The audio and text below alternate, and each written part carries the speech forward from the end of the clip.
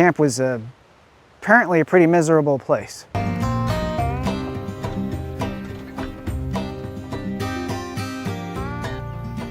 During the years before the 1849 gold rush, Johnson's Ranch on Bear River was Trail's End of the Western Odyssey.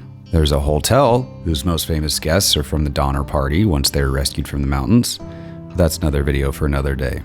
There is a well, there's springs, there is running water, and eventually the military created a fort on the far western edge of Johnson's Ranch. Between 1848 and when California became a state in 1850, it was under U.S. military rule. So it was governed by military officers for a couple of years. Camp Far West was created in September of 1849, knowing the gold rush was occurring and they wanted to keep peace between the Native Americans and the gold miners. It was the military that had the desire to create that first fort in Northern California. As one of the first military forts built in California, Camp Far West soon needed a place to bury its dead. But there was a cemetery up there. The cemetery is said to contain the remains of early soldiers that were stationed at the camp. The soldiers that are supposed to have been buried there actually died in San Francisco, so it seems somewhat suspicious to me that they would have taken them back and buried them there, but they were still honored there. In the cemetery, they had prisoners apparently build a wall around it. During World War II, the area next to the cemetery at Camp Far West housed 1,000 German POWs. After World War II, and with the creation of the Air Force, the land was then turned into Beale Air Force Base. We're doing some research now with military records, and we believe there's as many as 12 soldiers buried out there. There are no headstones, so we know where the bodies are, and we know generally how many bodies there are through human remains dogs and ground penetrating radar. Along with the Wheatland Historic Society, we had the human remains detection dogs. I'm not sure which police department, but they came out and they tested their dogs for us. A lot of them were dogs in training. They identified a lot remains outside of that wall. So that whole hilltop was a cemetery. It was probably used by locals after the camp pulled out. All the records I have say people started being buried there in 1844. It could have been earlier.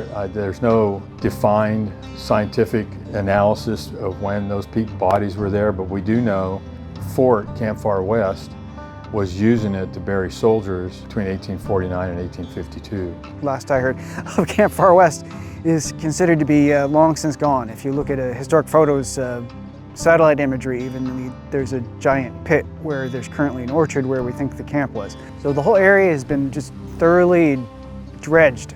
Our interest was mainly in the Camp Far West Cemetery. There is one remaining headstone at the cemetery, made for a child. Just as one story I read in one of the journals we found is that Betsy Parker was supposed to be buried in the northeast corner of the cemetery. Her grave is lined, she's a pioneer girl, and her grave is lined with bricks.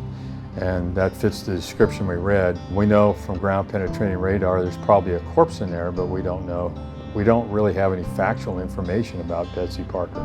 We have some guesses, but we don't have anything factual.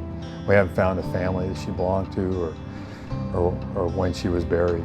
If somebody gave the cardinal direction that she was in the northeast corner of the cemetery, but there was a rock, an early photograph shows rocks just laid out on the ground, so that could have been their direction they were using. At the time that we were doing the site recording there, we didn't have a whole lot of access to the Jack Steed information. The research for this film would not have been possible without all of the hard work and years of effort from dedicated OCTA members. That collection is mostly from Jack and Richard Steed, and they were amateur historians, and they found the adobe site that we went to today, known as the Johnson Adobe or Johnson Ranch. They had collected quite a few things, working with an archaeologist that was provided by OCTA in the late 80s. Jack Steed passed away a couple of years ago, and his son Richard is quite an historian, but he knew that he wouldn't be able to do anything with those items, so he donated them to the Wheatland Museum here, and they're on display in the cabinet. So I think that was really nice of him. He also donated some of the books that were left over that he and his father wrote.